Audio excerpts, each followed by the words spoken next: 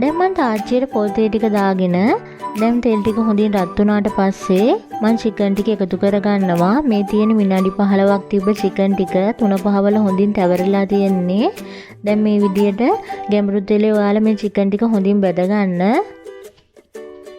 අපි ගැඹුරු තෙලේ බෙද ගන්න හින්දා පොල් තෙල් එකතු කරගත්ත ප්‍රමාණයට චිකන් දාගන්න. එතකොට අපිට හොඳින් ගැඹුරු තෙලේ බෙද ගන්න පුළුවන්. දැන් විනාඩි 2-3ක් යද්දි මේ විදියට හොඳින් කවලම් කරගන්න ටිකක්. දැන් මේ චිකන් ටික හොඳට ගැඹුරු තෙලේ බැදිලා තියෙන්නේ. දැන් මම ලිපෙන් බා ගන්නවා. චිකන් ටික මේ වගේ පාටට එද්දි ඔයාලා ලිපෙන් බා ගන්න ඕන. දැන් මේ චිකන් ටික ඔක්කොම මේ විදියට බැදගත්තට පස්සේ මම ෆෑන් එකට පොල් තේ ටිකක් එකතු කරලා තේ ටික රත් වුණාට පස්සේ සුදු ලුණු ටික එකතු කර ගන්නවා. දැන් මේ සුදු ලුණු ටික හොඳින් බැදීගෙන එද්දි මම ඉඟුරු ටිකත් එකතු කර ගන්නවා. දැන් මේ ටික හොඳින් ටෙම්පරාදු වෙගෙන එද්දි අපි කපාගත්ත මාළු මිරිස්, ලුණු, ලීස් දඬු ඔයාලා මේ දේවල් කැමති ප්‍රමාණයකට කපා ගන්න.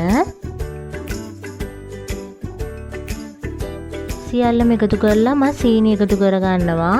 ඔයාලා පැන් රහට ටිකක් ඕන නම් ටිකක් වැඩියෙන් සීනි එකතු කර ගන්න පුළුවන්. දැන් මම මේ ටික හොඳින් කවලම් කර ගන්නවා. දැන් මම බෙදගත්තු චිකන් ටික එකතු කර ගන්නවා. මේ වෙලාවේදී ඔයාලා ලිපේ ගින්දර අඩු මට්ටමක තියාගන්න.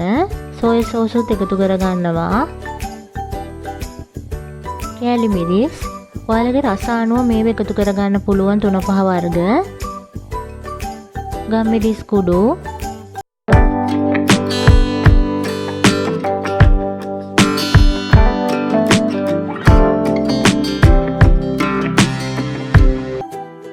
අවශ්‍ය ද්‍රව්‍ය අවශ්‍ය ප්‍රමාණයෙන් මගේ වීඩියෝ එකට පහලින් දාලා ඇති.